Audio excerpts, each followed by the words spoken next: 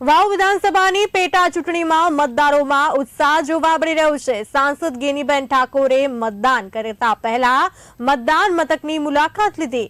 અસાણા ગામ ખાતે EVM machine ખોટવાયું હતું તો ઈવીએમ મશીન ખોટવાતા સાંસદ ગેનીબેન ઠાકોરે મુલાકાત લીધી હતી। વહેલી સવારથી જ મતદારોની લાંબી કતારો જોવા મળી રહી છે। પોલીસના ચુસ્ત પોલીસ બંદોબસ્ત વચ્ચે मतदान થઈ રહ્યું છે। વહેલી સવારથી મતદારોમાં પણ ખૂબ જ ઉત્સાહ જે છે જોવા મળી રહ્યો છે। વાવ વિધાનસભાની પેટા ચૂંટણીનું આજે મતદાન થઈ રહ્યું છે। વહેલી સવારથી 7 વાગ્યાથી મતદાનની શરૂઆત થઈ ગઈ હતી। મતદારોમાં પણ અનેરો ઉત્સાહ જોવા મળી રહ્યો છે। તો સાંસદ ગેનીબેન ઠાકોરે મતદાન કરતા પહેલા મતદાન મથકની મુલાકાત લીધી। આપને જણાવી દઈએ કે અસાણા ગામ ખાતે ઈવીએમ મશીન જે છે તે ખોટવાઈ ગયું હતું તો ઈવીએમ મશીન ખોટવાતા સાંસદ ગેનીબેન ઠાકોરે મુલાકાત લીધી હતી। વહેલી સવારથી જ મતદારોની લાંબી કતારો લાગી ગઈ છે મતદાન મથક પર। તો શાંતિભર્યા માહોલમાં મતદાન થઈ રહ્યું છે।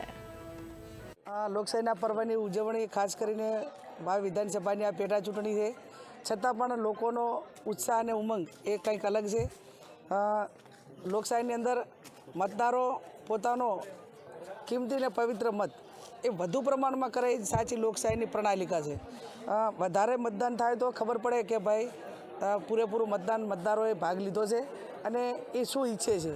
એટલે જેટલું મતદાન વધારે થાય એવી હું તમામ મતદારો પાસે અપેક્ષા રાખું છું। નારી શક્તિ જિંદાબાદ।